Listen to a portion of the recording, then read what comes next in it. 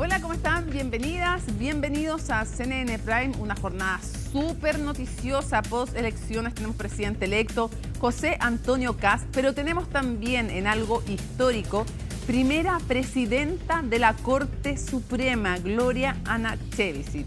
Es un hito en la historia judicial en un contexto de muchísima complicación además para la Corte Suprema y hoy lo vamos a analizar, por supuesto.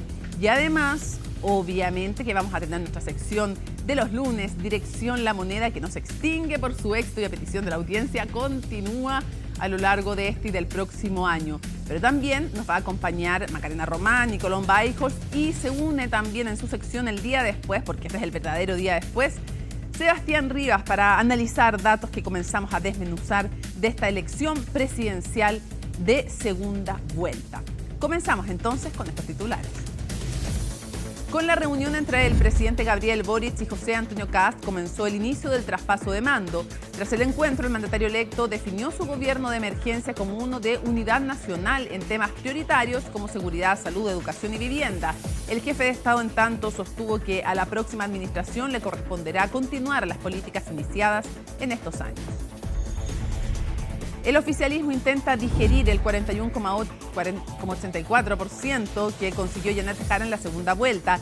Entre los líderes del socialismo democrático reiteraron que aún falta una autocrítica tras el rechazo del primer proceso constitucional, mientras que en la oposición afirman que el resultado de ayer representa la gran derrota de la izquierda postconcertacionista. El Pleno de la Corte Suprema eligió de forma unánime a la ministra Gloria Ana-Chevicic como nueva presidenta para el periodo 2026-2027. Con esto, la magistrada que investigó casos como el Mobgate va a marcar un hito histórico al convertirse en la primera mujer en encabezar el máximo tribunal del país. Y en temas internacionales, las autoridades australianas acordaron endurecer las leyes de tenencia de armas luego del atentado terrorista contra una comunidad de judíos que estaba celebrando el primer día de Hanukkah en una playa en Sydney. Hasta ahora continúa la investigación sobre los nexos de los atacantes con el autoproclamado Estado Islámico. Todo esto y mucho más, aquí comienza CNN Prime.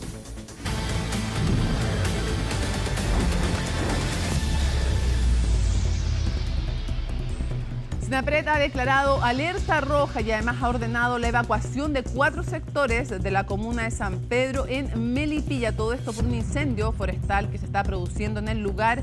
¿Cuál es la gravedad? ¿Es amenaza también? ¿Hay posibilidad de amenaza a viviendas, a vidas humanas, que es lo más relevante o no? ¿Cómo está el combate? Nos lo cuenta, ahí lo ven en pantalla, Felipe Hernández. Te escuchamos. ¿Cómo estás, Mónica? Muy buenas noches. Claro, vamos a hablar de algunos hechos relacionados a incendios que se están produciendo hasta ahora en varias zonas del país y más específicamente en la zona centro-sur.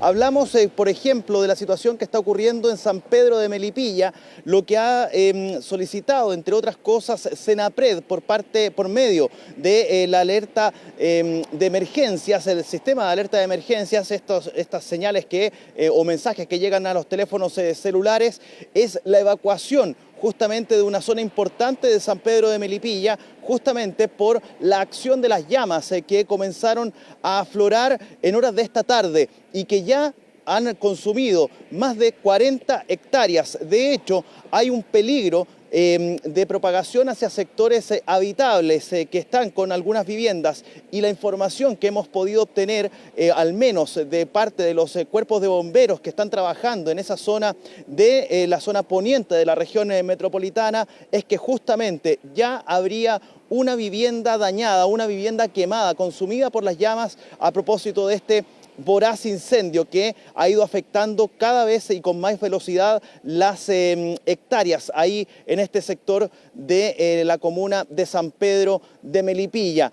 Por ahora no se han reportado personas afectadas. Lo cierto es que, al menos en cuanto a inmuebles, ya sería una vivienda afectada, una vivienda consumida por las llamas, pero este sector de San Pedro tiene muchísimas viviendas más. Se habla que al menos en una primera instancia podrían haber cerca de 20 casas que podrían resultar afectadas en el caso de que este incendio no sea controlado en los próximos instantes.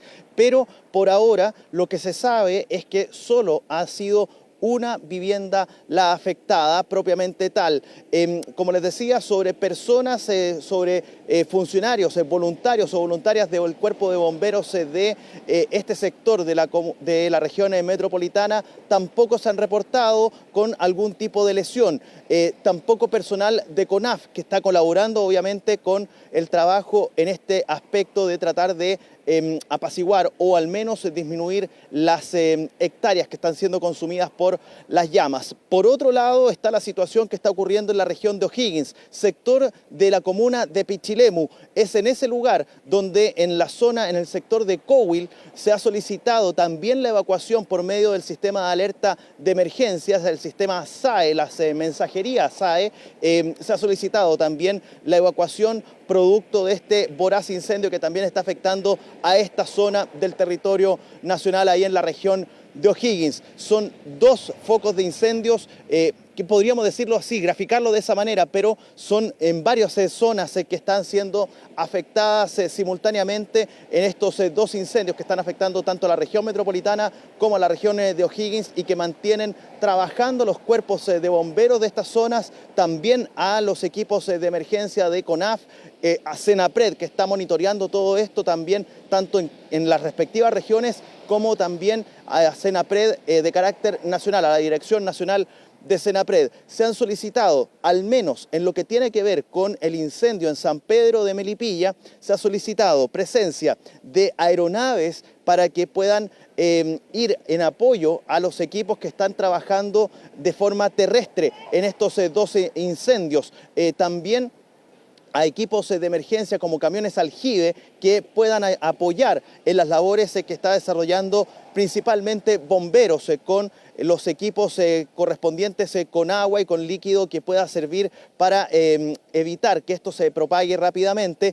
Y por cierto, los equipos de combate de CONAF, que son aquellas cuadrillas que van haciendo cortafuegos y que de esta manera entonces pueden evitar que estos se sigan extendiéndose hacia los sectores que están siendo habitados actualmente y que pueden resultar con algún tipo de afectación, producto de principalmente la condición en la que tenemos ahora, que es un poco de temperatura, todavía se siente un tanto cálida a la tarde, a pesar de que ya está cayendo la luz del sol, pero hay un poco de viento.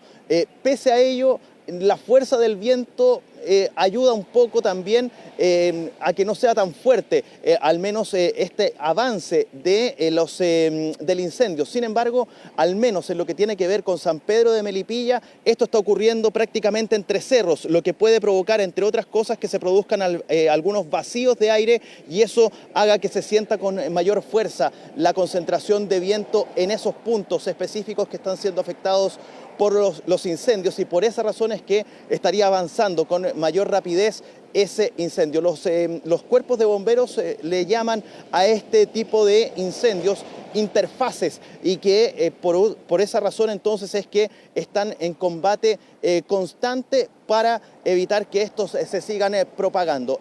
Son los hechos que se están produciendo a esta hora en cuanto a incendios forestales y estamos a la espera de ver cómo avanza, esperar que estos no sigan avanzando por el tema de los combates que están realizando tanto los cuerpos de bomberos de la región de O'Higgins como también en la región metropolitana. Se han solicitado, al menos en lo que tiene que ver con el incendio de San Pedro de Melipilla, apoyo al cuerpo de bomberos, a las compañías de Melipilla, que están cerca de unos 45 kilómetros, para que ustedes tengan una dimensión de la distancia en la que están desde Melipilla a San Pedro, 45 kilómetros. Se entregaron a disposición de los cuerpos de bomberos de San Pedro 4 carros que van en apoyo justamente a esta emergencia que está en este minuto afectando, o que ya ha afectado al menos a una vivienda, pero es un sector que está muy cercano a zonas habitables, con casas, y por eso es que hay tanta premura por tratar de evitar que esto siga avanzando de forma tan rápida como lo ha hecho en las últimas horas, Mónica. Muchísimas gracias por toda la información, súper preocupante, y seguimos atentos al desarrollo de ese siniestro. Que esté muy bien. Chao, chao. Chao. Bueno, el día después del triunfo de José Antonio Kast en la segunda vuelta, los partidos políticos comenzaron a realizar sus balances. En el oficialismo miran a la administración del presidente Boric como una de las responsables, Mientras que en la oposición, donde pasarán a ser gobierno desde el 11 de marzo, ya evalúan la posibilidad de una coalición más amplia. Natalia Muñoz nos cuenta.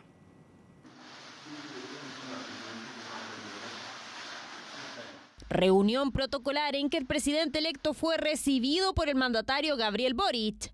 Encuentro de José Antonio Kast con quien sería uno de los líderes de la próxima oposición. Y según voces del Partido Comunista, el principal culpable de que no se lograra la ansiada continuidad de la centroizquierda en La Moneda. Aquí ha ganado el voto anti-Boric, sin quitarle la contundencia del triunfo a Kast. Yo creo que así como ocurrió con Boric cuando derrotó a Kast la vez pasada, y créame haberlo escuchado en muchas oportunidades, que mucha gente dice que fue a votar justamente por Boric para impedir que fuera Kast el presidente de Chile, yo creo que hoy se dio un fenómeno a la inversa. Nuestra derrota del día de ayer, que fue lamentablemente muy contundente, parte con el proceso constituyente, en donde lamentablemente mentes que fueron demasiado fundamentalistas provocaron un rechazo ciudadano a muchas de las propuestas de ese texto constitucional. Y allí comenzó la debacle, sumando a ello, ¿no es cierto?, la posición que siempre tuvo el Frente Amplio en este gobierno, que no reconoció nunca, no fue autocrítico. Mea culpa que se realiza en la interna de la coalición que respaldó a Janet Jara, apuntando a la gestión del gobierno, a los procesos constituyentes y especialmente al Frente Amplio. Con un resultado tan contundente hay que tener cierto grado de humildad y también pelota al piso para poder abordar distintos aspectos de esta campaña. Yo creo que no hay solo una causal, nosotros al menos estamos muy conformes, contentos con el trabajo que se ha desarrollado. Nosotros entregamos un país mejor que el que encontramos. Hemos hecho harta revisión de lo que ha sido nuestra gestión de manera crítica de gobierno. Uno de los aprendizajes que ha tenido nuestro país, al menos de los 5 últimos procesos electorales, es que la alternancia política ha sido la regla. Ha sido la regla, incluso independientemente de las evaluaciones de los gobiernos salientes. Diagnósticos por parte de cercanos al presidente Boric, que fueron parte de la previa a un nuevo comité político ampliado en La Moneda. Ahora voces del oficialismo aluden a que el desafío será mantener al conglomerado unido cuando pasen a ser oposición. Y tratar de entender qué es lo que están pidiendo muchos chilenos, que nosotros no dimos la respuesta adecuada, ¿ya? Sin prejuicio que pueden haber acciones que no fueron buenas, malas imágenes, todo eso puede ser. Pero yo sería un poquito más cauto, han pasado 24 horas y empezar a apuntar con el dedo a alguien. Yo diría que pelota al piso, sentarnos a conversar desapasionadamente. Uno de los temas que nosotros arrastramos hace largo tiempo es no haber hecho una crítica y una autocrítica profunda al momento político desde el apruebo de haber perdido esa elección. Ahora, cuando se es gobierno, lo urgente no deja a veces tiempo para lo importante. Por lo tanto, también aquí viene el desafío para nuestro sector. Pero si vamos a la otra vereda, la actual oposición ya está lista para llegar el 11 de marzo a La Moneda, en medio de conversaciones para alcanzar una coalición amplia. El presidente de la República va a formar un equipo que es distinto necesariamente a lo que es el Partido Republicano propiamente tal. Ustedes lo escucharon ayer simbólicamente y es algo que lo engrandece pensando en que es el presidente de todos los chilenos, va a dejar la militancia y vamos a tener un rol como dirigentes del Partido Republicano junto a Ruth Hurtado, acá la secretaria general, al igual que el resto de los dirigentes políticos. Para hacer un buen gobierno de emergencia es hacer una coalición de emergencia, así trato de definirlo, digamos, porque significa que no hay que estar de acuerdo al inicio en todo, sí hay que estar de acuerdo en que Chile no da más en materia de inseguridad y que Chile necesita espacio de crecimiento económico muy potente. Y esa es la clave. Coalición de emergencia, así lo definen desde Chile Vamos, quienes se sumaron a Kast para la segunda vuelta. El presidente Kast dio ciertos lineamientos y eso los tiene que cumplir. Y él no tiene que emborracharse creyendo que son todos de derecha. No son de derecha el 59% de este país, al revés. Lo que tiene que hacer es que la gente quiere una solución, la gente quiere perder el miedo. La izquierda fue derrotada, no por la ultraderecha, sino que por la ultraurgencia, por la necesidad que tiene Chile de tener un presidente nuevo, más allá de una competencia ideológica. Aquí la ultraurgencia le ganó a la izquierda. Nuevo panorama político que tendrá Chile a partir del 2026, que deja desafíos en el actual oficialismo, donde el PC y el socialismo democrático apuntan en parte al presidente Boric por la derrota de Jara, la que califican como la peor para la izquierda desde el retorno a la democracia. Bueno, luego de la elección son varios los gremios y agrupaciones sindicales que están expectantes sobre cómo será la relación entre ellos y el futuro gobierno de José Antonio Kast. Pablo Figueroa obtuvo estas impresiones y las vemos en el siguiente informe. Han pasado horas desde la confirmación del presidente electo José Antonio Kast, un gobierno que ya debe comenzar a forjar una relación que deberá sostener por 4 años con diversos gremios, como el de los trabajadores públicos, por ejemplo. Esperamos el respeto a una reciprocidad, en tanto un mandatario electo es también la contraparte con su equipo de la NEF y también de los compañeros con la compañera de la mesa del sector público. Entendemos también que esa es la madurez de nuestro país en el respeto a las y los trabajadores y sus organizaciones sindicales. Donde hay un poco más de escepticismo es en el colegio de profesores, donde pese a que no quieren tomar una posición hasta que el nuevo gobierno comience su ejercicio, no descartan ninguna opción en su relación en el futuro. Que no se retroceden derechos, se adquieren derechos y a partir de ahí se puede ir ganando más derechos, pero nunca retroceder. Nosotros no vamos a definir a priori paralizaciones ni movilizaciones, por supuesto tenemos que esperar que el gobierno empiece a funcionar y dependiendo de cómo vaya actuando es como también nosotros tendremos que ir respondiendo en el principio de defender derechos adquiridos y propiciar que la educación pública necesita una atención urgente y necesita fortalecerse. Más recursos, mejores condiciones de infraestructura, mayor atención y priorización son cuestiones centrales que ya se las exigimos a este gobierno y por supuesto también a un próximo porque es lo que Chile necesita. Así también como desde el Colegio Médico se muestran abiertos a cualquier ayuda que se necesite por parte de ellos. El colegio siempre ofrece nuestro apoyo técnico, nuestro apoyo ético, nuestro apoyo en conocimiento y en espacios de diálogo con el gobierno entrante de manera de ir resolviendo estos problemas. Y en la contraparte está la Sociedad Nacional de Agricultura de Chile y la Confederación de Producción y el Comercio, donde se muestran muy optimistas. Si al gobierno de José Antonio Kast le va bien, a Chile le va bien. También queremos hacer un llamado a la unidad nacional en torno al gobierno de José Antonio Kast. Es fundamental no volver a crecer, es fundamental recuperar la seguridad, es muy importante preocuparse de las regiones de Chile. Recuperar el empleo formal y de calidad. Todo ello debe ir acompañado de la comprometida reducción del gasto superfluo en el Estado, además de las modificaciones al sistema político. Esperamos que el mundo parlamentario se haga eco de la voz de la mayoría y el amplio consenso en torno a las transformaciones que Chile requiere. Permita alinear la voluntad en torno a estas necesidades y realizar los cambios a la brevedad. Diferentes miradas y posiciones ante un gobierno que ya adelantó es de todos los chilenos. Bueno, y en la economía, el dólar y la bolsa prácticamente no reaccionaron luego del triunfo de Kast. Pareció un día normal.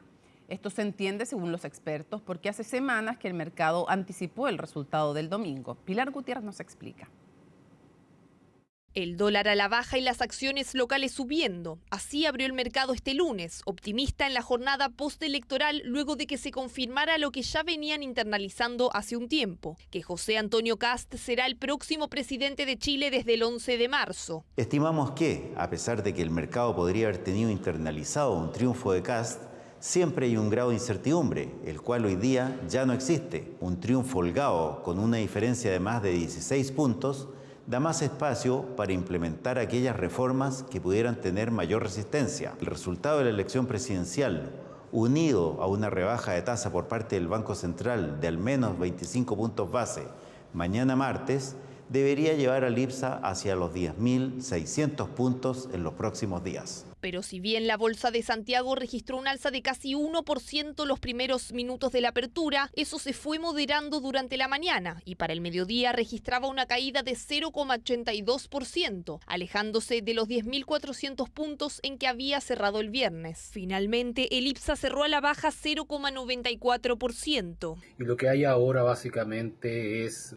aquellos inversionistas que estaban vendidos en dólar, retomar esas posiciones en dólares, o aquellos inversionistas que estaban comprados en acciones del IPSA, venderlas y hacerse diferencia. Entonces me atrevo a pensar que va por la idea de la inmediatez, las decisiones que se están haciendo y son tomas de utilidades en el fondo de corto plazo. La reacción que estamos viendo hoy día en los mercados es bastante normal después de una elección en donde había una diferencia importante a lo que decían las encuestas entre un candidato y otro. Y lo que está ocurriendo es que se está consolidando un escenario de retornos muy buenos para la bolsa chilena, de cierta apreciación en el peso chileno en torno al 8%, y eso en un contexto que el año completo ha sido muy favorable en términos de retornos para los multifondos. El dólar, por su parte, se situó en la apertura por debajo de 910 pesos, su menor nivel desde octubre del año pasado, pero en el curso de la mañana eso se revirtió y terminó en 915, es decir, apenas se movió en un rango muy leve. Con José Antonio Kast como presidente electo, el mercado chileno ha reaccionado con un impacto inmediato del dólar, que abrió en torno a los 906 pesos durante esta mañana. Además, durante la mañana hemos visto rebotes técnicos, principalmente por toma de utilidades, luego una corrección previa que llevó al tipo de cambio a niveles no vistos desde 2024.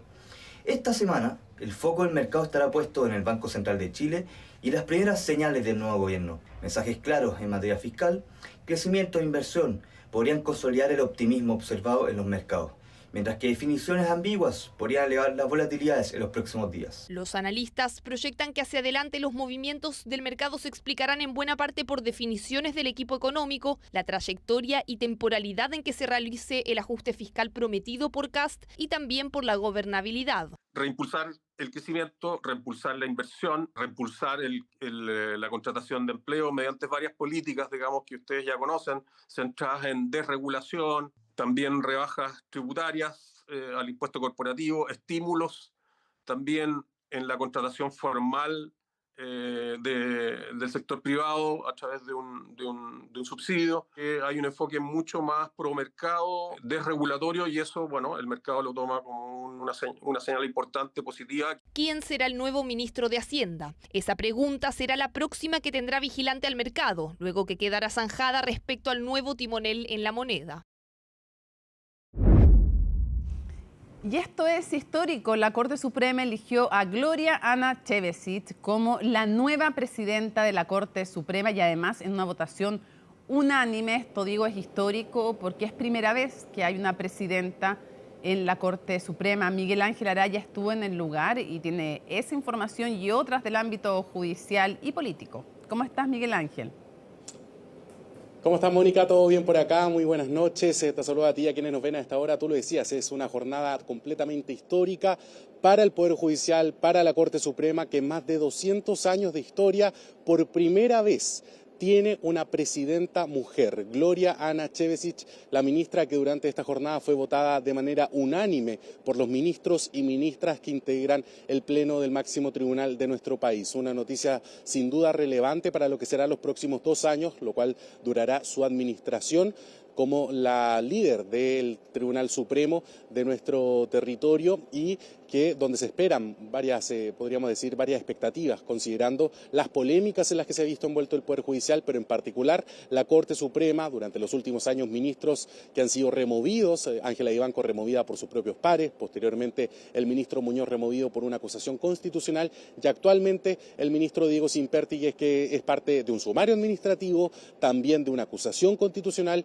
y por otro lado también tenemos una investigación penal en la que se encuentra en calidad de imputado. Por lo tanto, han sido días bastante intensos para lo que es el Poder Judicial y también la Corte Suprema. Sin embargo, con esta presidencia de Gloria Ana-Chevesic y con esta votación unánime que han hecho los ministros y ministras del Pleno, se da una señal porque se conocía que, podríamos decir, el discurso que ha tenido Gloria Ana-Chevesic en los últimos años es un discurso más bien cercano a la probidad, a la transparencia. Fue bastante crítica y dura, por ejemplo, cuando integró la Comisión de Ética y tuvo que revisar el caso de la exministra Ángela Vivanco, se le increpó y por lo tanto se tenía esta imagen de ella con podríamos decir, una premisa o una idea de limpiar la casa luego de todos estos casos de presunta corrupción y también faltas a la probidad. Tenemos declaraciones del momento en el que el presidente de la Corte Suprema daba a conocer esta noticia con unos funcionarios bastante entusiasmados, funcionarias mujeres sobre todo, que estaban esperando ansiosamente la decisión que iba a tomar durante esta jornada del Pleno de la Corte Suprema. Pasemos a revisar el momento en el que se conoce que Gloria Ana-Chevesic será la próxima presidenta de la Corte Suprema. Les comunico que ha sido elegida por los próximos 2 años como presidenta de la Corte Suprema la ministra señora Gloria Ana-Chevesic. Ella comenzó su carrera en el Poder Judicial en 1986, fue relatora de la Corte Suprema, relatora de la Corte de Apelaciones, fue ministro de la Corte de Apelaciones de Santiago, fue presidenta de la Corte de Apelaciones de Santiago y desde el año 2013 es ministro de esta Corte. También fue vocera de este máximo tribunal y actualmente también es consejera de la Corporación Administrativa del Poder Judicial. Tiene una vasta trayectoria. Lo que quiero resaltar es que la votación fue unánime. Ahí escuchábamos entonces el repaso que hacía el presidente actual de la Corte Suprema, Ricardo Blanco Herrera, sobre la trayectoria que tiene la ahora ministra electa, presidenta del máximo tribunal, Gloria Ana Chevesic, que ingresó al Poder Judicial cerca del año 1986 y hasta el día de hoy se ha mantenido intacta con su carrera y su larga trayectoria como jueza, primero como relatora, posteriormente relatora de la Corte Suprema, el Pleno de la Corte Suprema. Le tocó algunos casos importantes como lo fue el Mobgate y por lo tanto ha tenido una relevante trayectoria y se convierte en la primera mujer en liderar el máximo tribunal de nuestro país. ¿Cuáles fueron sus reacciones a esta votación unánime por parte de sus compañeros ministros? Bueno, lo pasamos a revisar a continuación. Ser nombrada como la primera mujer presidenta de la Corte Suprema es una experiencia significativa y muy desafiante, aunque debo hacer presente que en esta designación el factor género no fue decisivo. Tenemos que tomar decisiones para recuperar la confianza que debe tener la sociedad en su conjunto respecto del trabajo que hacen los tribunales de justicia, las Cortes de Apelaciones, la Corte Suprema, y para eso es menester conversar, ver qué decisiones debemos adoptar, pero creo que el camino que se ha tomado por ahora ha sido apropiado. O sea, como lo ha liderado el presidente de la Corte Suprema y también la Corte Suprema, es importante. Creo que hemos avanzado y obviamente hay mucho que por realizar. Una votación que se mantuvo en tensión hasta el último minuto, Mónica, considerando que cerca de las 3 de la tarde comenzó esta votación y este pleno en el que los ministros titulares, 18 ministros que votaron en esta instancia, se extendió. Se había dicho en un comienzo que iba a ser algo corto, algo breve, de media hora, sin embargo, ya eran las 5 de la tarde, 2 horas habían pasado y todavía no se tenía ninguna novedad respecto a quién iba a ser la próxima figura que iba a liderar el máximo tribunal del país. Sin embargo, posteriormente pudimos ver la figura de Gloria Ana Chevesic entrando a la sala del Pleno de la Corte Suprema acompañada del ministro y actual presidente Ricardo Blanco Herrera. Así se caen estas, podríamos decir, teorías de un pleno dividido, que por cierto podría serlo, pero finalmente lograron llegar a la unidad y a un consenso y votar de manera unánime por la figura de Gloria Ana Chevesic para dirigir el máximo tribunal durante los próximos 2 años. En otras noticias también del ámbito judicial y siempre ligado a la Corte Suprema, esta jornada también avanzó la acusación constitucional en contra del ministro Diego Simpertigue y también nuevamente un hecho bastante llamativo, unánime. Todos los diputados que estaban hoy día integrando el Pleno de la Cámara de Diputadas y Diputados han votado a favor de esta acusación constitucional en contra de Diego Simpertigue, recordemos, por notable abandono de deberes. Ese es el cargo que se le hace, faltas a la probidad y a la transparencia, por no haberse inhabilitado en la vista de la causa Velaz Movitech, además de este viaje que habría tenido con los abogados Mario Vargas y Eduardo Lagos. Eso es el principal punto por el que se le cuestiona al ministro Diego Simpertigue, por haber realizado estos viajes y además no haberse inhabilitado en los fallos de las causas, por ejemplo, como el caso Fundamenta y el caso Velaz Movitech. Así que durante esta jornada avanzó y el próximo 22 de diciembre será revisada esta acusación constitucional por el Senado. Como ya se fue votada por la Cámara de Diputadas y Diputados, pasa al Senado. Mientras que Gloria Ana Chevesic juraría como nueva presidenta de la Corte Suprema el próximo 6 de enero, fecha considerablemente importante para nuestro país, luego de 200 años de historia, la primera mujer que llega a sentarse en el sitial de presidenta de la Corte Suprema, Mónica. Lo digo con ironía, solo nos demoramos 200 años en llegar a ese cargo. Y lo digo porque cuando se habla de feminismo, al menos yo lo entiendo como igualdad de oportunidades y que las niñas, los niños sepan que cualquier rol lo puede ocupar un hombre o una mujer, cualquier rol de actor público. Y claro, Gloria Ana Chevesic va a ser un modelo también para muchas niñas que van a poder pensar, yo también puedo llegar a ser la máxima autoridad judicial de mi país. Así es que muchas gracias por esta información y yo creo que en el análisis de quienes entienden en tribunales y de abogados y también de políticos, yo creo que tiene bastante posibilidad de ser aprobada la acusación constitucional en contra de Simpertic. Así que vamos a ver cómo se desarrolla aquello. Muchísimas gracias. Buenas noches. Buenas noches, Mónica. El actor y director Rob Reiner fue encontrado muerto en su casa junto a su esposa. Su hijo Nick es el principal sospechoso del hecho. El cineasta es recordado por su versatilidad al momento de crear películas, sobre todo durante los 80 y los 90. Sandro Lavarría nos cuenta. Alrededor de las 3:30 de la tarde del pasado domingo, el Departamento de Bomberos de Los Ángeles recibió un llamado para acudir a la casa del actor y director Rob Reiner. En el lugar, tanto él como su esposa Michelle fueron encontrados muertos. Al llegar, determinaron que había 2 personas fallecidas dentro de la residencia. El Departamento de Policía de Los Ángeles está llevando a cabo una investigación en esta residencia, ubicada en Chatburn, y continuará durante los próximos días. En medio de la investigación, uno de los hijos del matrimonio, Nick Reiner, fue detenido como el principal sospechoso del asesinato y además se le fijó una fianza de $4 millones. En el pasado, Nick había tenido problemas con las drogas. De hecho, en 2015 trabajó con su padre en la película Being Charlie, que estaba basada en esta experiencia. Al final era un mensaje bien positivo, ya que ellos trabajaron juntos como en una muestra de que habían podido superar estos problemas que se habían dado entre padre e hijo. Hay rumores online de que Nick tuvo o una recaída, se sospecha, o algún brote psicótico de una enfermedad que no habían declarado, porque ellos hace 3 meses estaban bien, como presentándose como familia en una alfombra roja, posando todos juntos. El director era reconocido en la industria por su nivel de versatilidad, explorando la comedia romántica en cintas como Cuando Harry conoció a Sally, el thriller en Misery o el drama judicial en Cuestión de Honor. Lo que hacía Rob Reiner era hacer que pareciese fácil. Hacía películas que de verdad se nos quedaban y que parecía que estaban solo bien hechas. También es otro tiempo en donde había dedicación por la forma de colocar la música, por la fotografía, por sacarle el jugo a las actuaciones. Trabajó con varias de las más grandes figuras, Tom Cruise, Jack Nicholson, por supuesto, Billy Crystal, Meg Ryan en su momento, James Caan, la Kathy Bates. Tenían esa garantía de que él sabía tener esa sensibilidad que no todos los actores que pasan a ser directores la tienen, de ser buenos directores de actores y actrices, de tener el acento justo, de saber sacarle el mayor partido a las figuras con las que está trabajando.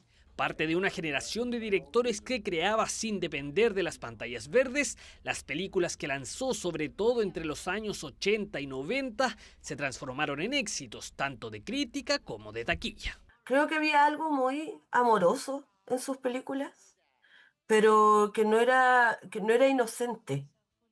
De repente nos enfrentamos a esto de que una película que habla desde la ternura también puede caer en esta especie de liviandad, y en sus películas eso no pasaba.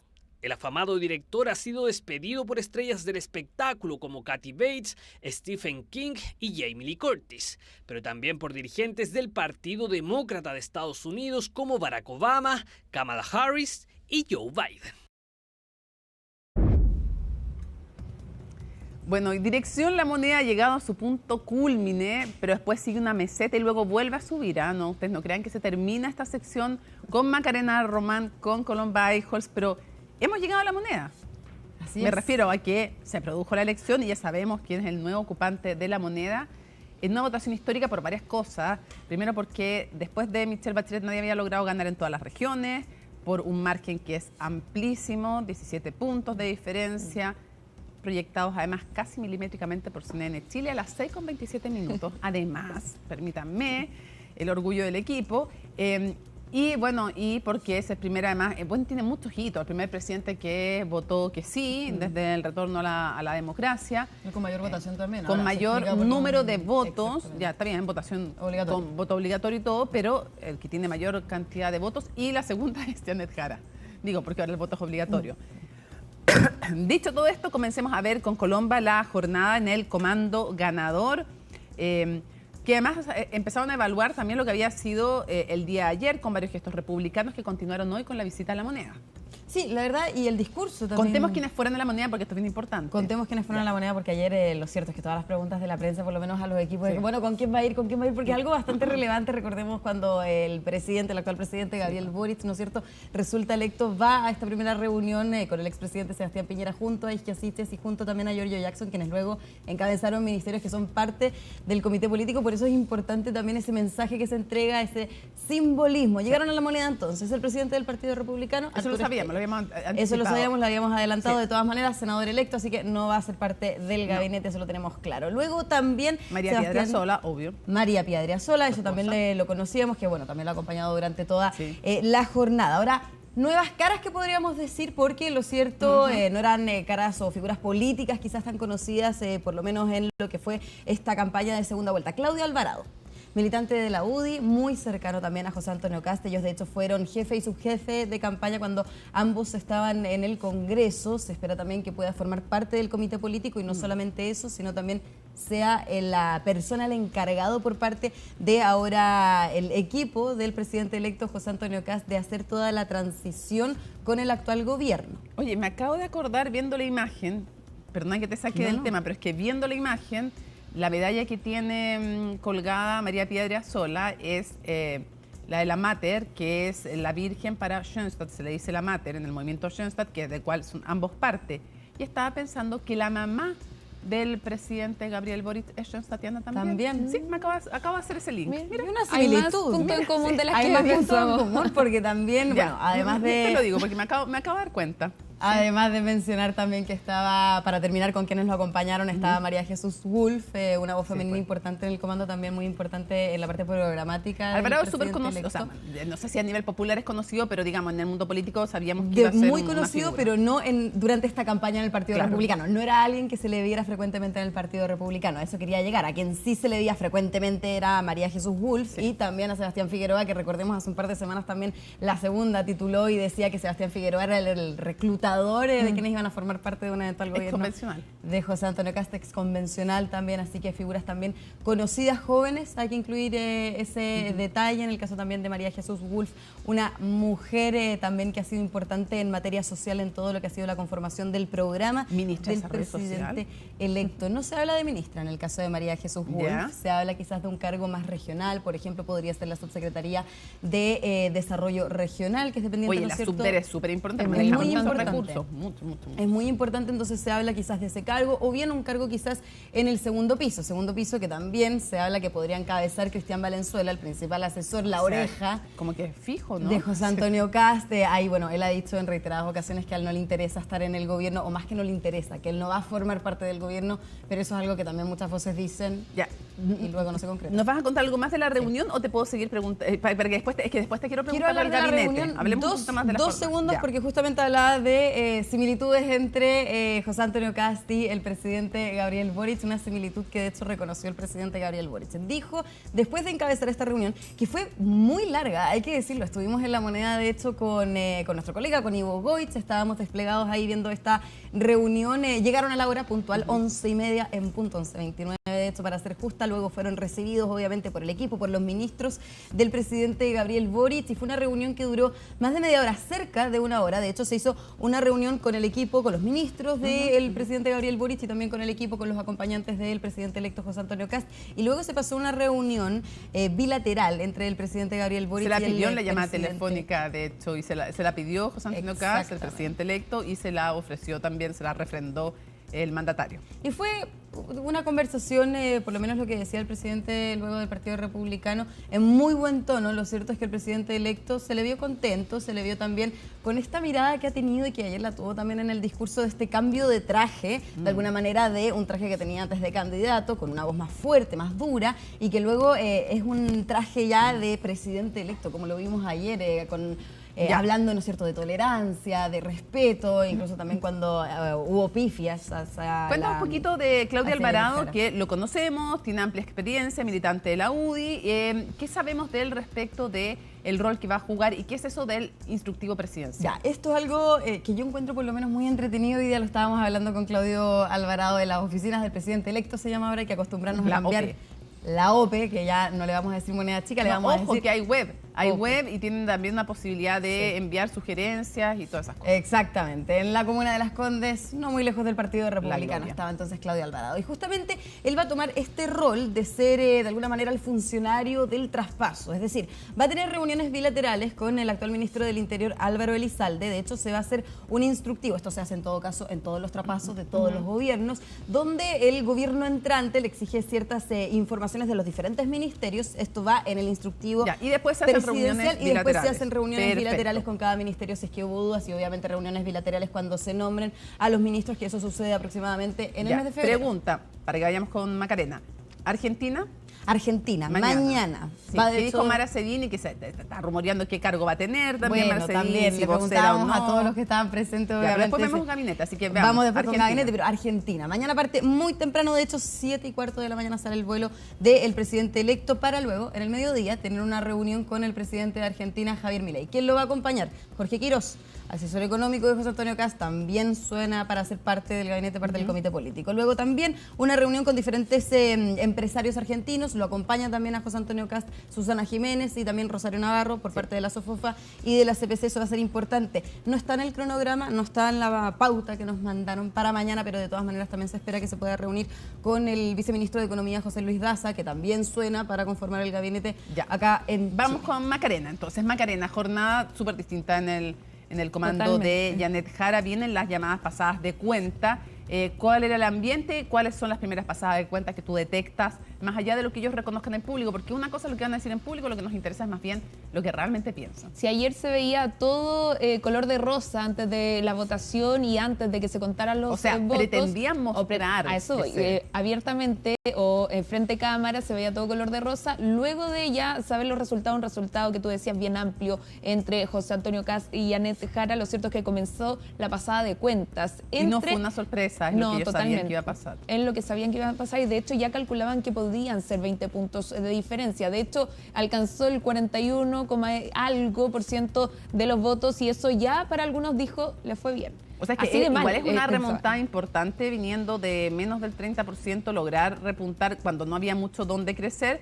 Hay que decir que, claro, hay al menos un mérito ahí y lograr no tener la cifra de el 38% que era el apruebo rechazo calcado, pero está bien cerquita. Totalmente, pero claro, para algunos entonces fue un resultado al menos óptimo dentro de lo que esperaban, más bien derrotista, pero con una mirada derrotista, pero dentro del derrotismo, o sea, por eso, óptimo.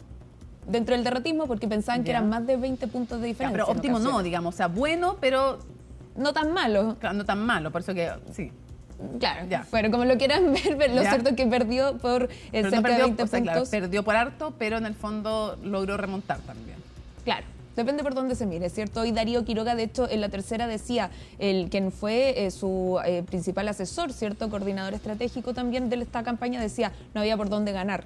Por eso digo que en el fondo pudo remontar entre la primera y segunda vuelta. No remontar para ganar, por supuesto, pero bueno, al menos subió en algunos votos. Digamos que él también es responsable de la estrategia. Así Total. Que, claro, en fin. Bueno, pero siguiendo ya con los ánimos durante esta jornada, ya comenzaron a haber algunos enfrentamientos, podríamos decir. No abiertamente, no es que se hayan dicho abiertamente ciertas responsabilidades, sí algunos lo han hecho, pero no las directivas de los partidos que apoyaron a Janet Jara. Por ejemplo, sin ir más lejos, alguien que integra el Comité Central del Partido Comunista, Hugo Gutiérrez, fue uno de los primeros en catalogar que esta gran pérdida, que esta derrota era responsabilidad del gobierno. Decía que el desempeño del gobierno repercutió en la campaña de Janet Jara casi como el único factor que habría ocasionado la derrota. Quintana también lo dijo también. Pero hoy matizó, por eso no quise nombrarlo, porque hoy en La Moneda, luego del Comité Político Empleado, me imagino que algo hablaron dentro, matizó su dicho y dijo, esto es de análisis, pero es multifactorial. Al igual que Lautaro Carmona. De hecho, Lautaro Carmona, el presidente del Partido Comunista, no se sumó a las palabras de quien sabemos es cercano, Hugo Gutiérrez, ¿cierto? Él decía, primero yo voy a esperar que se concrete la comisión central, este encuentro, el comité central del Partido Comunista, que se va a desarrollar este sábado y quizás se extienda hasta el domingo, donde, ojo, parte de quien integra este comité central son varias personas, decenas de personas. Una de ellas es la candidata Janet Jara y que probablemente podría asistir. No se sabe, no lo han confirmado. Eso ya va a ser una señal, si va o no va. Veamos qué dijo Lautaro Carmona. Pasemos a ver lo que dijo Lautaro Carmona, de alguna forma saliendo, ¿cierto?, de las declaraciones de Hugo Gutiérrez. Es evidente que una situación como la que vivimos no tiene un solo factor que la expliquen, sino es multifactorial. Eso solo hecho reconocer que ha sido una derrota contundente implica, digamos, un proceso de autocrítica. Bueno, ahí también, ojo, porque él dice hay un proceso de autocrítica y que fue una derrota grande, lo reconoce y dicen eso ya es un paso para comenzar la autocrítica camino a lo que espera. Solo para terminar este punto, Mónica, durante el Comité Político Ampliado se extendió casi 2 horas, algo que no ocurre nunca, en general siempre dura una hora y media. Estuvo el presidente Gabriel Boric y dentro de esa conversación el presidente primero habría asumido la derrota y segundo habría dicho que él concuerda con quienes dicen que es un factor que tiene múltiples aristas y que una de ellas puede ser lo del gobierno. Ya, era que no, digamos, era la candidata del gobierno y de la DC. Colomba, vamos rápidamente para cerrar, porque también viene la sección el día después. Gabinete, ¿qué nombres suenan? Rápidamente. Ya, vamos con Claudio Alvarado. Suena para Secretaría General de la Presidencia, cargo que ocupó, y también para Interior. Ahora, dado que es una persona muy cercana a José Antonio Kast, suena un poquito más interior que la Secretaría General de la Presidencia. ¿Quirós al gabinete, sí o no? Quirós al gabinete va a depender de lo que va a decir José Luis Daza mañana, o no solamente mañana. Mañana va a entablar una conversación seguramente con el presidente electo, pero va a depender. De lo contrario, y si por ejemplo José Luis Daza viene y va a ser ministro de Hacienda, se va a hacer un triministerio con Economía, Minería y Energía que encabezaría Jorge Quirós solamente si es que Daza acepta Hacienda. De lo contrario, suena también el nombre entonces de Rodrigo Álvarez para encabezar ese triministerio. Ahora, eso no es una fusión. Porque fue además ministro de Energía con el expresidente Sebastián Piñera. Tal cual. Rosana Costa también ha sonado para Hacienda. También ha sonado para Hacienda. Bueno, recordemos también, al igual que lo fue Mario Marcel en el actual gobierno del presidente Gabriel Boric, así que tampoco se descarta. Se ha hablado mucho de ese nombre, efectivamente. Primera mujer en el Banco Central también. Exactamente, y también para tener una representación de las mujeres en no solamente el ministerio, sino en el comité político. Ahora, no tiene obligación José Antonio Kast de hacer un gabinete paritario. ¿En qué sentido lo digo? Primero, porque no lo prometió, y segundo, porque hasta Jara dijo que no iba a ser paritario su gabinete. Veamos qué pasa con educación. De todas maneras, sí. De educación todavía está bastante líquida esa decisión. Se está viendo de ciertos nombres. Sebastián Figueroa, por cierto, suena para educación. Se está tanteando también si se puede conversar con otros exministros, como podría ser Raúl Figueroa, pero educación queda un poco más líquido. Hay 10 nombres de todas maneras que ya estarían cerrados, y también se habla de la representación de los partidos en el comité político, algo importante que, por ejemplo, solamente haciendo un análisis se podría salir esta opción de que sea Juan Antonio Coloma el secretario general de la presidencia, porque si se tiene a Claudio Alvarado, ya son 2 UDI en el comité político. Coloma yo no veo para nada que vaya a ir a... Efectivamente, y lo ha dicho en reiteradas ocasiones, son 8 partidos, de hecho, los que apoyan a José Antonio Kast, 3 que se van a disolver, pero de todas maneras con roles importantes que podrían tener. Macarena, cerramos contigo el futuro de la coalición. Si de partidos políticos se trata, lo cierto es que hoy hubo una reunión de los partidos que apoyaron a Janet Jara desde el PC hasta la DC. Una reunión que primero iba a ser presencial, que iba a asistir la ex candidata Janet Jara, finalmente mutó a una reunión telemática que dentro de las cosas que se analizaron y se propusieron es que continuara la unidad de estos partidos, pero no necesariamente una coalición. Y de hecho en enero se van a reunir, o esa es la intención, reunirse para coordinar el camino a seguir, pero está lejos la idea de concretar una coalición. Por mucho que algunos quieren, hay otros, como la propia DC, que dicen no nos interesa tanto continuar este camino juntos. Pero nos traes esa novedad, entonces en enero reunión de todos los partidos, vamos a ver en qué termina. Muchachas, muchísimas gracias, y sigue Estación La Moneda el próximo lunes, así que muchas gracias a ambas. Gracias, nos vemos. Hacemos una pausa y regresamos a CNN Prime.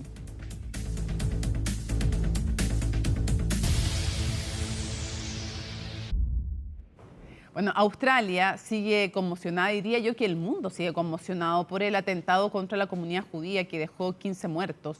En medio del dolor y los homenajes, las autoridades avanzan en la investigación para intentar esclarecer este ataque. Los detalles en el informe de Maximiliano Araya.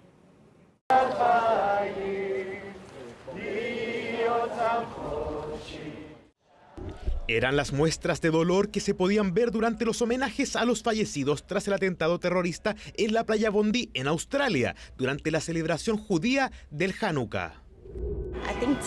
Creo que hoy es un día muy triste. Es el día que, creo, todos temíamos en la comunidad judía. Fue un día que, como se suponía, advertimos al gobierno y a las autoridades superiores de la posibilidad y el riesgo. Y se siente casi como si no nos hubieran escuchado. casi como si fuéramos invisibles.